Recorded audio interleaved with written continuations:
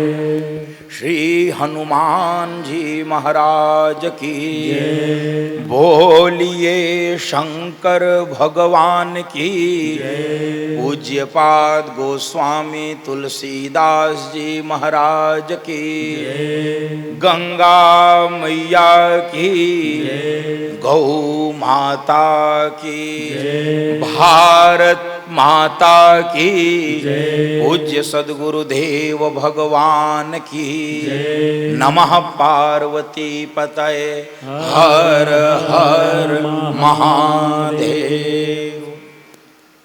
प्रातः स्मरणीय पूज्यपाद गुरुदेव भगवान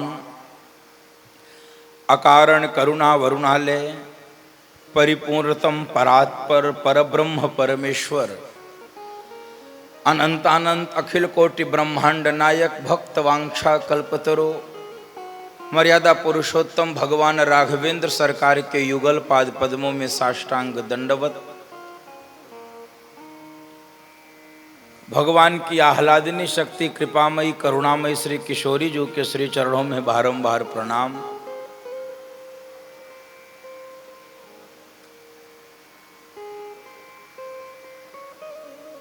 श्री हनुमान जी महाराज के पावन सानिध्य में और उन्हीं की पावन कृपा में आयोजित भगवान की इस मधुर मंगलमयी दिव्य अलौकिक अद्वितीय अनुपम अप्रतिम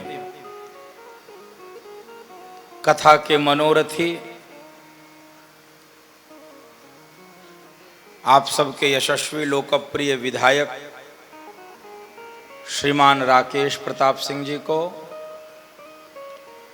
उनके पूज्य माता पिता जी को, अन्य सभी भाइयों को, श्रीमान दिनेश जी, मुकेश जी, राकेश जी को, संपूर्ण परिवार को, बंधु बांधवों को, परिकरों को, अतिथि के रूप में पधारे सभी विशिष्ट महानुभावों को, राष्ट्रीय स्वयंसेवक संघ काशी प्रांत के सह प्रांत प्रचारक आदरणीय सुनील जी को, विधायक गोसाईगंज अयोध्या श्रीमान अभय सिंह जी को, इंजीनियर रूपेश जी को, रविंद्र सिंह जी को व उपस्थित सभी विशिष्ट महानुभावों और मेरे अतीव आदरणीय अतीव प्रिय सम्मुख उपस्थित आप सभी माताओं को, बहनों को, बंधुओं को, संगीत के प्रिय साधकों को, यूट्यूब चैनल फेसबुक पेज के माध्यम से कथा श्रवण कर रहे समस्त श्रोता परिवार को, रामायणम परिवार के सभी आत्मीय जनों को और अभी पधारे सदस्य विधान परिषद श्रीमान शैलेंद्र प्रताप सिंह जी को मेरे व मेरी व्यासपीठ के सादर प्रणाम। जय सिया राम, जय जय सिया राम। आइए, जिस कथा यात्रा में विगत 2 दिनों से हम सब सहयात्री के रूप में यात्रा कर रहे हैं और कल यात्रा ने जहां पर विराम लिया उसके आगे की यात्रा में प्रवेश करें। बंधुओं माताओं, विप्रधेनु सुर संत हित लीन मनुज अवतार, निज इच्छा निर्मित तनु माया गुण गो पार। सृष्टि प्रक्रिया को भी समझ लेना चाहिए। भगवान ने गीता में कहा कि मैं सज्जनों की रक्षा के लिए, दुष्टों के विनाश के लिए और धर्म की स्थापना के लिए अपनी इच्छा से, निज इच्छा, अपनी इच्छा से भगवान ने शरीर धारण किया है। वो ब्रह्म जो निर्गुण है, निराकार है, अव्यक्त है, विराट है, सूक्ष्म है, आज वह सगुण साकार होकर, अव्यक्त होकर, भक्तों के प्रेम में वशीभूत होकर कौशल्या मां के उर से उदर में और पश्चात गोद में आ गए। और बंधुओं माताओं, पूरी अयोध्या में आनंद हो रहा है कि जिसका नाम सुनने मात्र से व्यक्ति भव बंधन से मुक्त हो जाता है, वह आज बालक के रूप में आया है। जाकर नाम सुनत शुभ होई, सुनत शुभ होई, सुनत शुभ होई, मोरे गृह आवा प्रभु सोई, सुनत शुभ होई हो, मोरे गृह आवा प्रभु सोई, सुनत शुभ भोलेनाथ क्या कह रहे हैं? मंगल भवन अमंगल हारी, अमंगल हारी, अमंगल हारी, प्रभु सुदशरथ अजीर बिहारी, अमंगल हारी हो, प्रभु सुदशरथ अजीर बिहारी, अमंगल हारी हो। बोल भक्तवत्सल भगवान की। जिनका नाम सुनते ही शुभ होता है, शुभ होता है। आज वह बालक बनकर घर में पधारे हैं और बंधु माताओं, अयोध्या के नागरिकों के सारे मनोरथ एक साथ पूरे हो गए। भूतकाल के जो मनोरथ रहे होंगे, वर्तमान और भविष्य काल के जो मनोरथ होंगे, वो सब विधाता ने एक साथ पूर्ण कर दिए। भगवान अपने संपूर्ण अंगों उपांगों के साथ, संपूर्ण अंशों के साथ इस धराधाम पे प्रकट हुए। बंधुओं माताओं, हम सब चाहते हैं कि इसी जन्म में इसी शरीर से, इन्हीं नेत्रों से भगवान की मोहनी मूरत, सांवरी सूरत, झांकी का दर्शन हो जाए। हम सबकी इच्छा रहती है।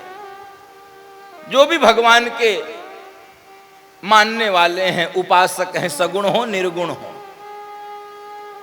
वो सब चाहते हैं भगवान का दर्शन हमको भी हो। आज अयोध्या वासियों को तो यह दर्शन सुलभ हो रहा है। तो अयोध्या वासियों ने ही भगवान के दर्शन की एक आचार संहिता बनाई और उस आचार संहिता का हम सब दर्शन करें। भगवान के दर्शन की क्या आचार संहिता? जो जैसई तैसई उठी धावही, जो जैसई तैसई उठी धावही, बाल वृद्ध कहो संगन लावही, बाल वृद्ध कहो संगन लावही। जो जैसे ही तैसे ही उठी धावही, जो जैसे था वैसे ही दौड़ पड़ा। बाल वृद्ध कहूं संगन लावही, लंबी व्याख्या इस चौपाई पर की जा सकती है। जो जैसे था यानी आचार संहिता का प्रथम सूत्र है, आप जैसे हो वैसे ही दौड़ो। संसार को रिझाने के लिए बनावट करना पड़ता होगा, रंग रोगन करना पड़ता होगा, कुछ छिपाना पड़ता होगा, कुछ दिखाना पड़ता होगा, कुछ बनाना पड़ता होगा, लेकिन परमात्मा को रिझाने के लिए अपना मूल स्वरूप, अपना मूल स्वभाव, जो जैसे ही, कोई तैयारी नहीं, दौड़ पड़े। देखो, परमात्मा का दरबार न्यायालय जैसा नहीं है, परमात्मा का दरबार नर्सिंग होम जैसा है। दोनों का अंतर समझ लीजिए तो आपको यह बात ध्यान में आ जाएगी कि क्यों नर्सिंग होम जैसा है। देखो, न्यायालय में तो जाने के लिए बहुत सारे साधन जुटाने पड़ते हैं। न्यायालय के लिए आपको झूठे सच्चे साक्ष्य इकट्ठे करिए, वकील कीजिए, फीस दीजिए और उसके बाद भी तारीख पे तारीख, तारीख पे तारीख। ये न्यायालय की प्रक्रिया है। नर्सिंग होम की क्या प्रक्रिया है? नर्सिंग होम की प्रक्रिया है जो जैसे ही तैसे ही, बस घर में बीमार आप पड़ जाइए, आपको कुछ नहीं करना, आप पड़े रहिए, घर के लोग ही आपको उठा के गाड़ी में भर देंगे, गाड़ी से निकाल के स्ट्रेचर पर रख देंगे, स्ट्रेचर से आप अस्पताल के बेड पे पहुंच जाएंगे। आप तो पड़े हैं और वहां आपका इलाज हो रहा है, डॉक्टर दौड़ रहे हैं, वार्ड बॉय दौड़ रहे हैं, नर्सेज दौड़ रही हैं, सब हो रहा, आप क्या कर रहे हैं? आप पड़े हैं, आप पड़े हैं। बंधु माताओं, भगवान का दरबार नर्सिंग होम जैसा है। आप जैसे हो वैसे ही एक बार उनके चरणों में पहुंच जाओ, बाकी काम परमात्मा स्वयं करेगा। आपको बहुत चिंता की आवश्यकता, जो जैसे ही तैसे ही उठे। अयोध्या के नागरिकों ने ये आचार संहिता शब्द से हम सब परिचित हैं, क्योंकि भारत में कई बार लगती आचार संहिता, हर 6-7 महीना साल भर बाद आचार संहिता, यानी नियम, यानी कानून, यानी विधि विधान, उसे आचार संहिता है।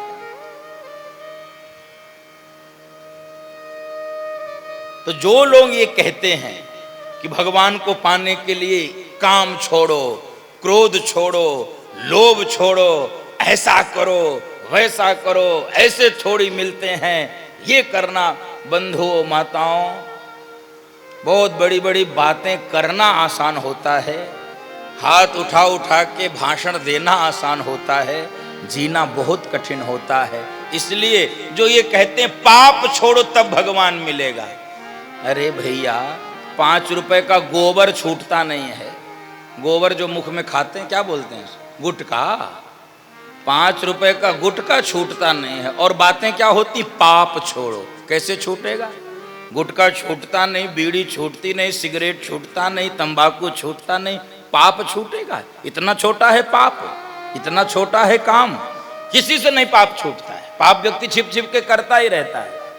फिर करना क्या है? करना यह है बंधु माताओं, पाप छोड़ने का प्रयत्न मत करिए, पुण्य अधिक से अधिक करना प्रारंभ कर दीजिए, पाप अपने आप आपको छोड़कर चले जाएंगे। पुण्य के लिए कुसंगी व्यक्ति को छोड़ना अनिवार्य नहीं है, सत्संग में बैठना शुरू कीजिए, अपने आप वो आपको छोड़ देगा। आप कथा में बैठना शुरू करिए तो वही दोस्त आपसे कहने लगेंगे छोड़ यार, अब ये हमारे मतलब का नहीं रहा। आजकल कथा सुनता है, आजकल कथा सुनता है, यानी सत्संग में बैठिए, कुसंग अपने आप छूट जाएगा। छोटी रेखा मिटाने से अच्छा यह है कि बड़ी रेखा खींच दी जाए। पाप छोड़ने से अच्छा है पुण्य बढ़ा दीजिए, कुसंग छोड़ने से अच्छा सत्संग में समय लगाइए, छूट जाएगा। इसलिए जो जैसे जैसे भी हो, स्त्री हो, पुरुष हो, बालक हो, बालिका हो, छोटे हो, बड़े हो, धनी हो, निर्धन हो, विद्वान हो, अनपढ़ हो, अधिकारी हो, कर्मचारी हो, गृहस्थ हो, विरक्त हो, व्यवसायी हो, किसान हो, शुद्ध हो, अशुद्ध हो, पवित्र हो, अपवित्र हो, नहाए हो, बिना नहाए, खाए हो, बिना खाए, जैसे भी हो, बस जिस देश में, जिस वेश में, परिवेश में रहो, जिस देश में, जिस वेश में, परिवेश में रहो। क्या कहना? राधा रमण, राधा रमण, राधा रमण कहो, राधा रमण, राधा रमण, राधा रमण कहो। जिस हाल में, जिस चाल में, जिस काल में रहो, जिस हाल में, जिस चाल में, जिस काल में रहो राधा रमण राधा रमण राधा रमण कहो राधा रमण राधा रमण राधा रमण कहो। आप जैसे हो वैसे ही बने रहो, बस जो जैसे ही तैसे ही। क्यों? परमात्मा का स्वभाव कैसा है? बंधु माताओं, आपने जो कुछ शुभ काम किया परमात्मा याद रखता है। आपने कथा सुनी, कथा सुनवाई, परमात्मा याद रखता है। आपने यज्ञ अनुष्ठान किया, परमात्मा याद रखता है। आपने दरिद्र नारायण की सेवा की, परमात्मा याद रखता है। आपने देश सेवा की, राष्ट्र सेवा की, आपने गौ सेवा की, परमात्मा याद रखता है। आपने गौशाला, धर्मशाला, पौशाला बनवाया, औषधालय, चिकित्सालय, विद्यालय बनवाया, परमात्मा याद रखता है। आपने कुछ नहीं किया, अपने माता पिता की सेवा की, परमात्मा याद रखता है। यानी प्रत्येक अच्छे कार्य को परमात्मा याद रखता है। और आपसे कोई चूक हो गई हो तो, आपसे कोई भूल हो गई हो तो, भगवान का स्वभाव रहती न प्रभु चित चूक किए की रहती न प्रभु चित चूक किए की करता सुरति सय बारहिए की करता सुरति सय बारहिए की रहती न प्रभु चित चूक किए की रहती न प्रभु चित चूक किए की।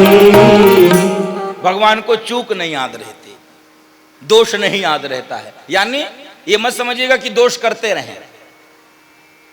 इस प्रसंग का अर्थ यह है कि भगवान को शुभ याद रखते हैं तो शुभ करिए, और कभी दोष हो भी जाए तो उसको भूल जाइए।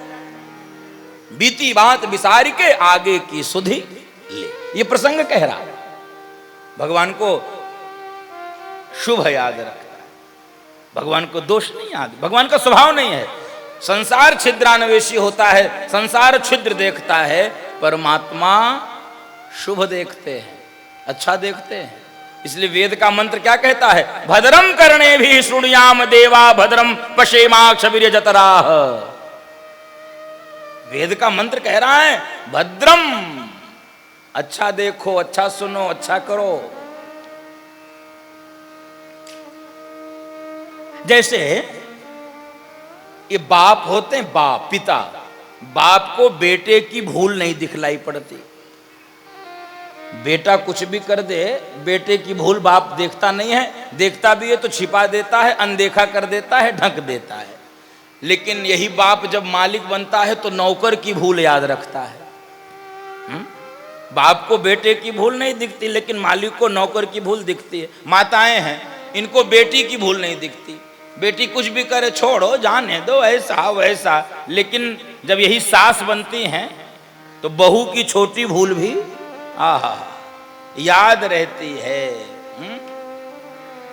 बाप को बेटे की भूल नहीं याद रहती, नौकर की भूल याद रहती है।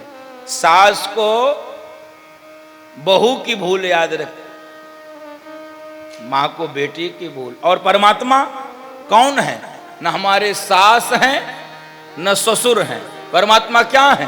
माँ तो पिता तुम मेरे, शरण गहूँ मैं किसकी, स्वामी शरण गहूँ मैं किसकी, तुम बिन और न दूजा, प्रभु बिन और न दूजा, आस करूं मैं किसकी। ओम जय जगदीश हरे। वो हमारे माता पिता हैं। जैसे माता पिता को दोष नहीं दिखता, ऐसे ही भगवान को दो। तो जो जैसे ही तैसे ही उठ धावे, बाल वृद्ध कहूं संग। और इसीलिए ब्रजवासियों को भगवान से शिकायत रहती है। ब्रजवासी भगवान से कहते हैं कि ब्रज के साधु की हमने पूरा जीवन आपके लिए लगा दिया, आप हमारी ओर देखते नहीं हो, और पूतना को तुमने मां की गति दे दी, पूतना को तुमने मां की गति दे दी। भागवत जी में श्लोक आता है, वायलिन बढ़ाओ जरा इसे टॉप में, सुनते नहीं हो क्या एक बार? पूतना को तुमने लेभे गतिम धात्र युचिताम ततोन्यम कमवा दयालुम शरणम ब्रजेम। भागवत जी में श्लोक आया, अहो बकीयम स्तन कालकूटम जिघांसयापाय यदप्य साध्वी लेभे गतिम धात्र युचिताम ततोन्यम कमवा दयालुम शरणम ब्रजेम।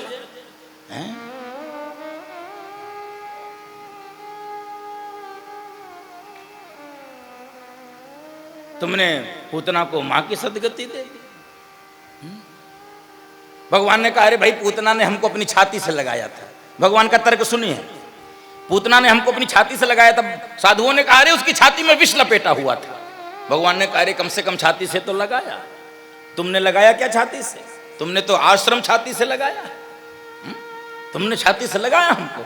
अरे प्रभु कैसी बातें करते हो, उसकी छाती में जहर था, उसकी छाती में विष था। भगवान ने कहा, कान खोल कर सुनो, मैं ये नहीं देखता हूं किसकी छाती में विष है, किसकी छाती में जहर है। मैं ये जानता हूं यदि विषैली छाती से भी कोई हमको लगा लेता है तो रसीली बनाना हमारा काम है, दुष्ट को साधु बनाना हमारा काम है, असंत को संत बनाना हम। गीता में भगवान कह रहे हैं, अपिचेत सुदुराचारी भजते माम अनन्य भाव साधुरेव समन्तव्य सम्यक व्यवसितो ही सह।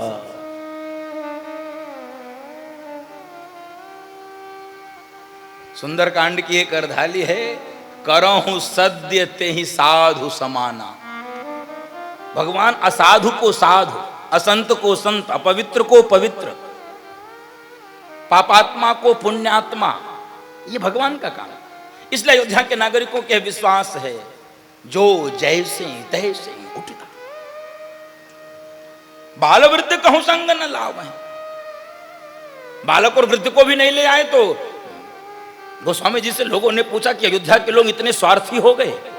अरे बालक और वृद्ध तो दूसरों पर आश्रित होते हैं, बालक और वृद्ध दूसरों पर आश्रित होते हैं, कम से कम बालक और वृद्ध को तो लेकर आए होते। गोस्वामी जी कहना चाहते, सुनो, अयोध्या के लोग स्वार्थी तो नहीं हैं, लेकिन यदि तुम स्वार्थी समझते भी हो तो इतना स्वार्थ भक्ति मार्ग में अनिवार्य है।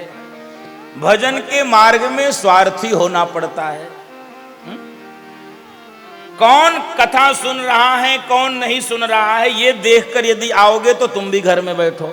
वो तो नहीं आ रहा है, वो तो सीरियल देखेगा, तुम भी देखो। बाबूजी कर रहे हैं भजन कि नहीं, माताजी कर रही नहीं, पति कर रहा है कि नहीं, पत्नी कर रही है कि नहीं, भैया कर रहा है कि नहीं, पड़ोसी। दूसरों को देख के भजन नहीं होता।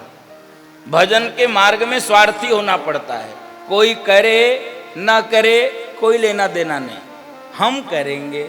और स्वार्थ की परिभाषा मानस में क्या है? स्वार्थ साच जीव कहूं एहा, स्वार्थ साच जीव कहूं एहा, मन क्रम वचन राम पद नेहा, मन क्रम वचन राम पद नेहा। स्वार्थ साच जीव कहूं एहा। स्वार्थ क्या है? मन से, वचन से, कर्म से श्री सीताराम जी के चरणों में प्रीति, श्री सीताराम जी के चरणों में प्रेम, यही है स्वार्थ। दुनिया करे न करे, हम करेंगे। भजन कर होई तवन होई हो, जगतिया में केहू नाही अपना। ये भजन का स्वार्थ। भजन कर होई तवन होई हो, जगतिया में केहू नाही अपना। केहू नाही अपना, केहू नाही अपना, जगतिया में केहू नाही अपना। भजन कर होई तवन होई हो, जगतिया में केहू नाही अपना। भजन कर होई तवन होई हो, जगतिया में केहू नाही अपना। भगवान शंकर उमा कहूँ मैं अनुभव अपना, उमा कहूँ मैं अनुभव अपना। सत हरि भजन जगत सब सपना, सत हरि भजन जगत सब सपना। भजन कर कई के रसोई हो, जगतिया में केहू नाही अपना। भजन कर कई के रसोई हो, जगतिया में केहू नाही अपना।